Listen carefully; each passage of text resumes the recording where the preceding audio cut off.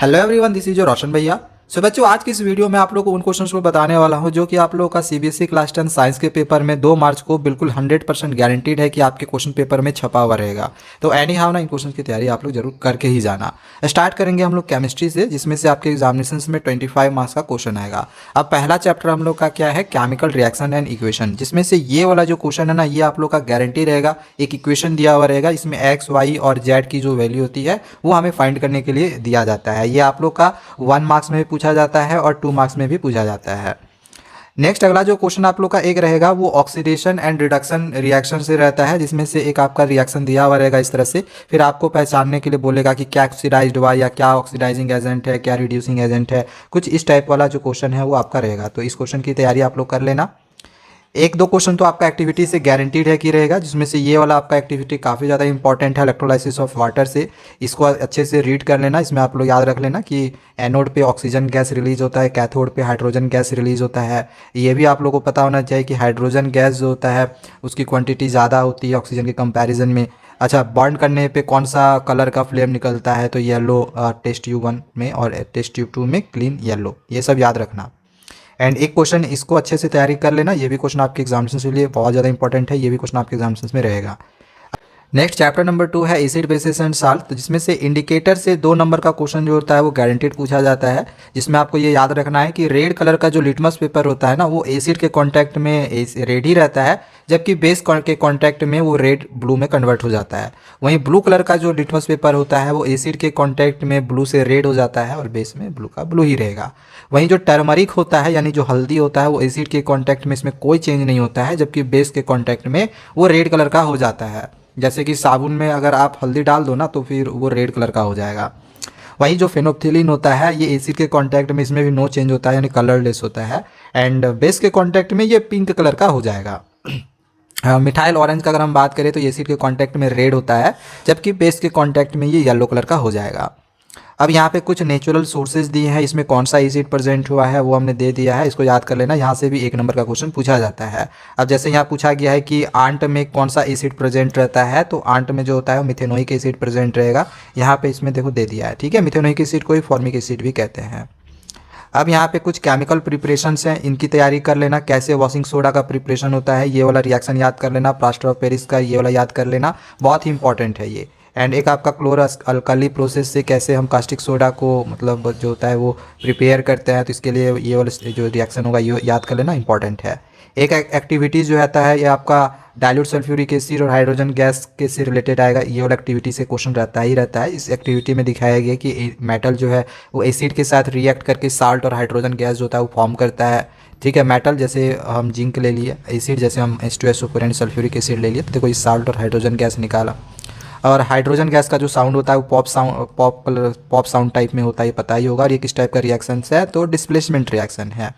एक एक्टिविटी और यहाँ पे करके दिखाया गया जिसमें HCl गैस को प्रिपेयर किया गया है। तो HCl गैस कैसे मिला है, तो सोडियम क्लोराइड को सल्फ्यूरिक एसिड के साथ रिएक्ट करने से HCl गैस मिला है, ये इसको याद रख लेना।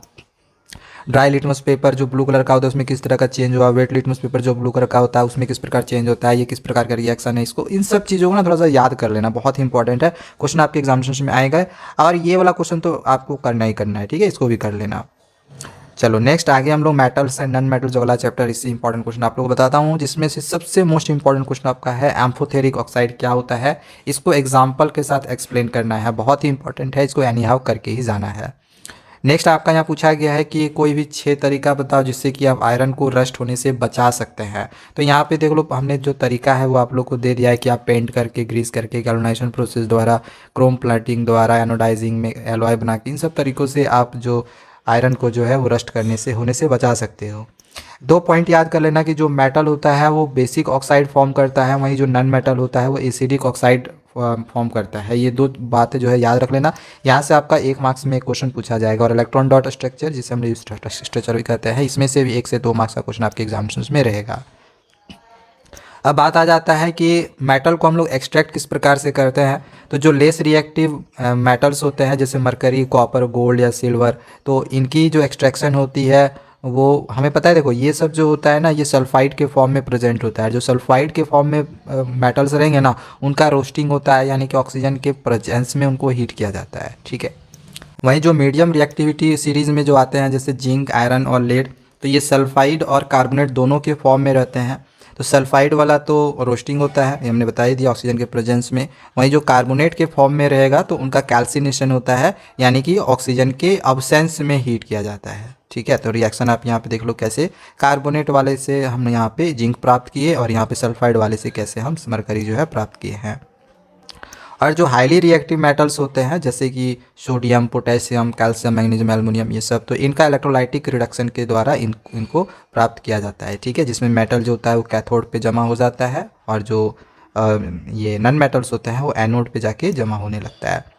नेक्स्ट अगला चैप्टर है कार्बन एंड कंपाउंड, जिसमें सबसे पहले तो आपको इलेक्ट्रॉन डॉट स्ट्रक्चर सीख लेना है, इथेनोइक एसिड का, H2S को आज, और साइक्लोपेंटेन का, बहुत ही ज़्यादा इंपॉर्टेंट है। फिर आइसोमेरिज्म से एक क्वेश्चन आता है जिसमें आपको एन पेंटेन, आइसोपेंटेन और नियोपेंटेन का जो स्ट्रक्चर है वो ड्रॉ करने के लिए रहेगा। या फिर क्वेश्चन ये भी पूछेगा कि आइसोमेरिज्म क्या होता है और इसमें हम पेंटेन का स्ट्रक्चर किस प्रकार से ड्रॉ कर सकते हैं, या ब्यूटेन का कितना हम स्ट्रक्चर ड्रॉ कर सकते हैं, इस टाइप के क्वेश्चन आएंगे। फिर एक क्वेश्चन आपका इस तरह से जैसे पूछा गया है कि how many structural isomers can you draw for pentane. तो पेंटेन में यहाँ पे हमने 3 तरह के स्ट्रक्चर जो है ड्रॉ किया हुआ है। एक क्वेश्चन आपका स्ट्रक्चर इन सब का भी ड्रॉ करने के लिए रहेगा, तो इसको कर लेना अच्छे से तैयारी, एंड इन सब का जो नॉमेनक्लेचर है वो अच्छे से सीख कर जाना, यहाँ से भी क्वेश्चन आपके एग्जामिनेशन में पूछा जाएगा। स्टेरिफिकेशन क्या होता है ये याद करना है, इसका रिएक्शन को ये वाला याद कर लेना। इसका कहाँ पे इस्तेमाल किया जाता है, तो ये इसको परफ्यूम वगैरह बनाने में इस्तेमाल किया जाता है, ये सब याद करना बहुत ही इंपॉर्टेंट है। एंड ये 4 क्वेश्चन इस चैप्टर से कर लेना। पहला कि होमोलॉजी सीरीज़ क्या होता है, इसको एग्जांपल के साथ समझाओ।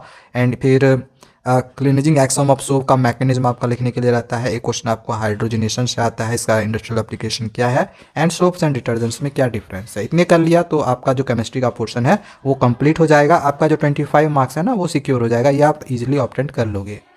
नेक्स्ट अगला हम लोग आता है जो कि यह फिजिक्स, इसमें से 25 मार्क्स का क्वेश्चन इसमें से भी पूछा जाता है। पहला चैप्टर हम लोग का है लाइट रिफ्लेक्शंस एंड रिफ्रैक्शन। इसमें से सबसे पहले आपको इसकी तैयारी करनी है, लेटरल इन्वर्शन क्या होता है। एंड अगला जो क्वेश्चन आपका आता है वो इमेज फॉर्मेशन कॉनकेव मिरर या कॉन्वेक्स मिरर से आता है। तो इन इमेज जो फॉर्मेशन होगा इसको अच्छे से जरूर सीख लेना। आपका इसका इसमें जितना भी इमेज का पोजीशन होगा, नेचर ऑफ द इमेज क्या क्या होगा, ऑब्जेक्ट का हम किन किन पोजीशन पे रखते हैं, इसका क्या फिगर होगा, इसको अच्छे से रीड कर लेना, अच्छे से समझ लेना इसको। ठीक है, इसी प्रकार से कॉनकेव लेंस और कॉन्वेक्स लेंस का जो इमेज फॉर्मेशन है इसको आप यहाँ से अच्छे से देख लो। इन दोनों की तैयारी जरूर कर लेना क्योंकि इससे क्वेश्चन आएगा। देन कॉनकेव मिरर का क्या यूज है, कॉन्वेक्स मिरर का, कॉनकेव लेंस, कॉन्वेक्स लेंस का, इन सब का यूज़ भी याद कर लेना, इससे क्वेश्चन आपका आता है। न्यूमेरिकल्स के लिए 2 फार्मूला आपको याद रखना है, एंड फिर आर का फार्मूला जो 2f बराबर होता है, तो ये सब 3 फार्मूला याद कर लेना। इसी से रिलेटेड मैग्नीफिकेशन से आपका यहाँ पे एक और फार्मूला है, जैसे m का is equal to magnification is equal to height of image by height of object, ये फार्मूला होता है। इसका v बाई व्यू भी होता है, इसको भी याद रख लेना। ये सब सारा फॉर्मूला है, ये सब आपका न्यूमेरिकल्स में काम देगा। ठीक है, न्यूमेरिकल्स आना ही आना है। अब जैसे यहाँ पे जो 2 न्यूमेरिकल्स है इसकी तैयारी कर लेना, क्वेश्चन आएगा। रिफ्रैक्टिव इंडेक्स है यहाँ पे एक न्यूमेरिकल, इसकी तैयारी कर लेना। पावर ऑफ लेंस के बारे में पढ़ लेना क्योंकि यहाँ से भी आपका क्वेश्चन आएगा, एंड यहाँ से 2 क्वेश्चन है, इसकी तैयारी कर लेना। नेक्स्ट चैप्टर में आते हैं जो कि है human I and the colourful world. तो इसमें रे डायग्राम आप लोग का बनाने के लिए रहता है, या तो मायोपिक आई का या फिर हाइपरमेट्रोपिक आई का। तो रे डायग्राम इसको अच्छे से कर लेना, ऊपर मैंने बनाया हुआ है। एंड ये सब कर लेना, जैसे एटमॉस्फेरिक रिफ्लेक्शन क्या होता है, इसके 2 फोनेमेना लिखो जिस पे बेस्ड होता है, या फिर near point, far point, human आई का क्या होता है, नॉर्मल ह्यूमन आई का। फिर स्कैटरिंग ऑफ लाइट क्या होता है, इसकी तैयारी कर लेना। एंड जो स्काई होता है वो ब्लू कलर का क्यों अपीयर करता है, इसकी तैयारी कर लेना। एंड एक आपका यहाँ पे न्यूमेरिकल्स है, इसको भी पढ़ लेना। ठीक है, इसको भी बना लेना, एग्जाम्स में आएंगे। अगला चैप्टर है इलेक्ट्रिसिटी, जिसमें से पता है न्यूमेरिकल्स आने ही आने हैं। एक न्यूमेरिकल्स यहाँ से इसको कर लेके चले जाना। ओम्स लॉ आता है, ओम्स लॉ का ड्राइवेशन कर लेना। E बराबर 1.6 × 10⁻⁻19 कूलम होता है, याद रख लेना, आपका ऑब्जेक्टिव में आएगा। सीरीज एंड पैरेलल कॉम्बिनेशन भी आपका जो एक्सप्रेशन होता है अगर वो भी ड्राइव करने के लिए आता है तो ये इस तरह से आप ड्राइव कर सकते हो। जो रेसिस्टेंस होता है वो किन किन चीज फैक्टर्स पे डिपेंड करता है, तो इसका जो डेरिवेशन है इसको कर लेना। इससे रिलेटेड एक क्वेश्चन भी हमने आप लोगों को यहाँ पे दे दिया है जो कि आपका एग्जाम्स में आएगा।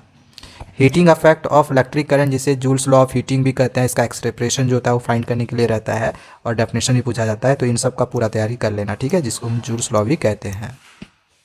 अब इसमें देखो 3 न्यूमेरिकल्स दिए हुए हैं, किसी भी तरीके से इन न्यूमेरिकल्स से कर लो क्योंकि एग्जामिनेशंस में आपका छपा हुआ रहेगा। अगला चैप्टर में आते हैं जो कि है magnetic effects of electric current, जिसमें आपका मैग्नेटिक फील्ड लाइंस का जो प्रॉपर्टीज है सबसे पहले इससे क्वेश्चन आते हैं। तो इसका सारा प्रॉपर्टी जो है हमने यहाँ पे लिखा हुआ है, इसको अच्छे से कर लेना। राइट हैंड थंब रूल क्या है इसको भी हमने यहाँ पे लिख दिया, इसकी तैयारी कर लेना। फिर मैग्नेटिक फील्ड लाइंस का जो पैटर्न होता है वो ड्रॉ करने के लिए रहता है, खास करके जो करंट कैरिंग सॉलिनॉइड होता है यहाँ से ये वाला क्वेश्चन आता है। ठीक है, फ्लेमिंग का लेफ्ट हैंड रूल क्या है, ये तो 100% गारंटीड है कि आपके एग्जामिनेशन में आएगा ही आएगा, तो इसको कर लेना। एंड अगला क्वेश्चन है what is function of galvanometer in A circuit, circuit में गैल्वेनोमीटर का क्या फंक्शन होता है, इसको कर लेना। फिर डोमेस्टिक इलेक्ट्रिक सर्किट से क्वेश्चन एग्जामिनेशन में गारंटीड आएगा। ठीक है, 100% गारंटीड है कि डोमेस्टिक इलेक्ट्रिक सर्किट से क्वेश्चन आना ही आना है, तो ये सब सारा अच्छे से आप लोग पढ़ लेना। डोमेस्टिक इलेक्ट्रिक सर्किट से रिलेटेड ये सब सारे क्वेश्चन हैं। अगला आते हैं बायोलॉजी में, जिसमें से सबसे ज़्यादा 30 मार्क्स का क्वेश्चन आता है। अब लाइफ प्रोसेस है, लाइफ प्रोसेस में पहला चैप्टर से आपका डबल सर्कुलेशन से एक क्वेश्चन आता है, फिर ट्रांसपोर्टेशन से आता है, प्लांट का ट्रांसपोर्टेशन से रिलेटेड। तो प्लांट में कैसे ट्रांसपोर्ट होता है इसका पूरा आंसर हमने यहाँ पे दे दिया है। फिर ह्यूमन डाइजेशन से रिलेटेड क्वेश्चन आता है कि ह्यूमन डाइजेशन में से माउथ में कौन सा ग्लैंड प्रेजेंट रहता है, या फिर स्टोमैक में कौन सा ग्लैंड प्रेजेंट रहता है, लीवर क्या सीक्रेट करता है, पैनक्रियाज क्या सीक्रेट करता है, ये सब सारा अच्छे से पढ़ के जाना है ह्यूमन डाइजेस्टिव सिस्टम को। लीवर का क्या फंक्शन है, पैनक्रियाज का क्या फंक्शन है। ठीक है और ये वाला तो बहुत ही ज़्यादा इंपॉर्टेंट है, इसमें ग्लूकोज का जो ब्रेक डाउन होता है वो किस प्रकार से होता है, तो इसको तो एनी हाउ करके जाना ही है। एंड एक्सक्रीटरी सिस्टम, इससे भी आपके परीक्षा में क्वेश्चन आते हैं। ठीक है, तो मिला जुला के ये सब सारा क्वेश्चन आपका आएगा।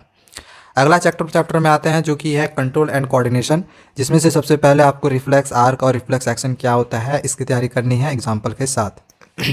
इसका जो आंसर है ये हमने यहाँ पे लिखा हुआ है। रिसेप्टर्स हमारे सेंस ऑर्गन्स में कौन कौन सा प्रेजेंट रहता है ये सब आपको याद कर लेना है, जैसे ईयर में कौन सा रिसेप्टर प्रेजेंट है, आइज़ में, नोज़ में, टंग में या स्किन में। एंड आपको फिर जो न्यूरॉन का स्ट्रक्चर है वो ड्रॉ करने के लिए सीख कर जाना है, एंड इसको लेबल करने के लिए भी सीख लेना कहाँ पे कौन सा इसका जो पार्ट्स का नेम है वो होता है। फिर वॉलंटरी और इनवॉलंटरी एक्शन क्या होते हैं इसको अच्छे से दिमाग में रख लेना, और फॉर ब्रेन का क्या क्या फंक्शन है इसको पढ़ के चले जाना। एंड सबसे मोस्ट इंपॉर्टेंट आपका है इंडोक्राइन ग्लैंड्स, जिसमें आपको ये पता होना चाहिए कि कौन सा ग्लैंड कौन सा हार्मोन सीक्रेट करता है, उसके क्या फंक्शंस है, सबसे ज़्यादा इंपॉर्टेंट है, इसको तैयारी करना। ठीक है, इसको कर लेना। आयोडीन की कमी से कौन सा डिजीज़ होता है, तो गोइट्री, इसको भी ध्यान रखना है। आयोडीन मिनरल जो होता है हमारी बॉडी के लिए ज़रूरी होता है, पता ही होगा, ये थायरोक्सिन हार्मोन जो होता है वो सीक्रेट करता है। एंड आपका फिर प्लांट हार्मोन से क्वेश्चन आपका पूछा जाता है, प्लांट हार्मोन क्या होता है, इसके कितने टाइप होते हैं, इसमें कौन कौन सा ग्रोथ प्रोमोटर होता है, कौन सा ग्रोथ इनहिबिटर होता है। ठीक है, ये सब कर लेना। एंड ट्रॉफिज्म का डेफिनेशन याद कर लेना, ये सब सारा।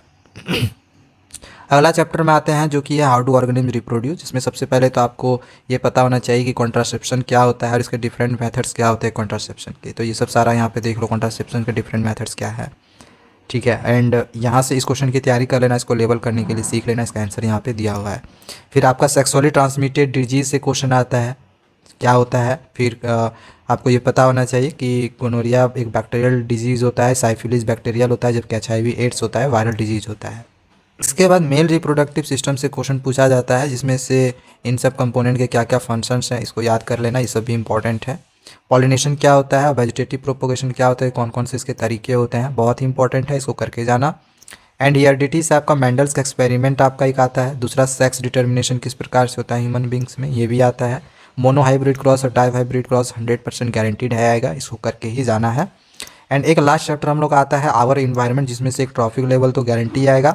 बायोडिग्रेडेबल नॉन बायोडिग्रेडेबल से भी क्वेश्चन, ये इसमें से भी 100% गारंटीड क्वेश्चन आपका आएगा। ओजोन लेयर से भी आएगा। ठीक है, तो ये सब सारा इंपॉर्टेंट है। एंड आपका गार्बेज डिस्पोजल से भी क्वेश्चन आता है। तो ये आपका क्वेश्चन है जो कि आपके साइंस के परीक्षा में ना पक्का है कि पूछा ही जाएगा। इतने कर लिए तो आपका कोई भी सेट्स आए आप क्वेश्चन को बना के आगे, पूरा क्वेश्चन को अटैम्प्ट करके आगे। तो चलो आज के लिए इतना ही, और इस तरह की वीडियोज़ पाते रहने के लिए चैनल को सब्सक्राइब करके रखें। Thank you, bye bye.